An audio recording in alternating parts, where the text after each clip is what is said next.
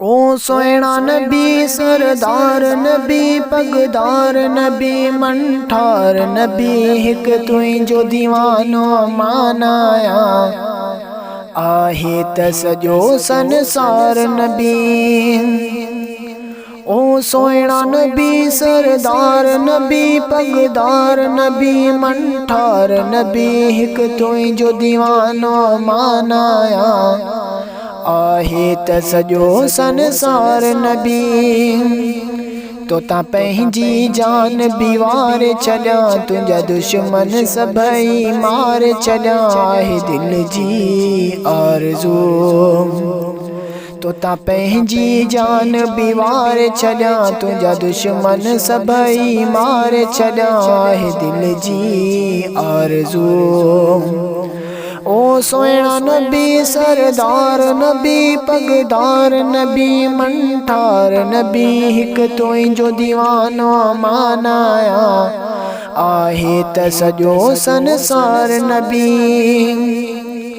ओ सोना तुंहिंजे करे आ जहान ठहियो रब पाक भी पाण ईअं चयो कामयाब थी वियो जे तोखे मञियो नाकाम थी वियो जे नाए मञियो।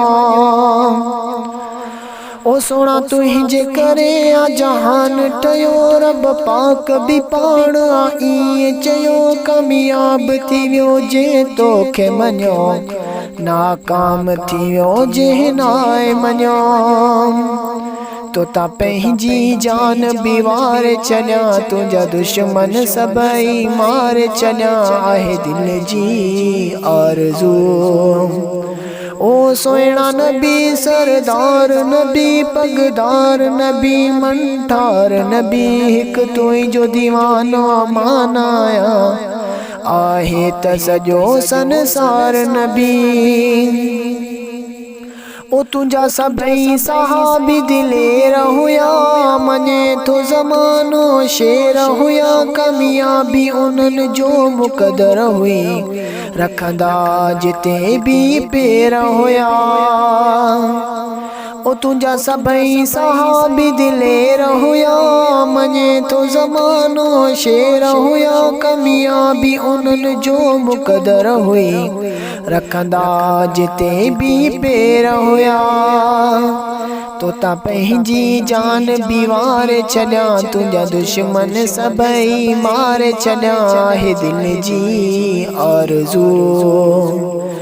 ओ सोहणा नबी सरदार नबी पगदार नबी मंठार नबी हिक तुंहिंजो दीवानो मानाया आहे त सॼो संसार नबी।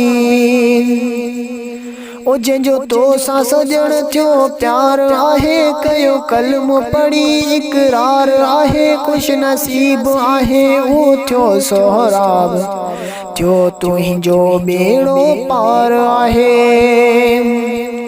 ओ जंहिंजो तो सां सजण थियो प्यार आहे कयो कलम पढ़ी इकरार आहे खुश नसीब आहे उहो थियो सोहराब थियो तुंहिंजो बेड़ो पार आहे।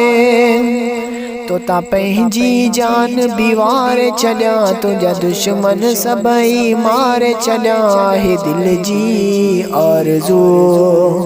ओ सोहणा नबी सरदार नबी पगदार नबी मंठार नबी हिक तुंहिंजो दीवानो मानाया आहे त सॼो संसार नबी।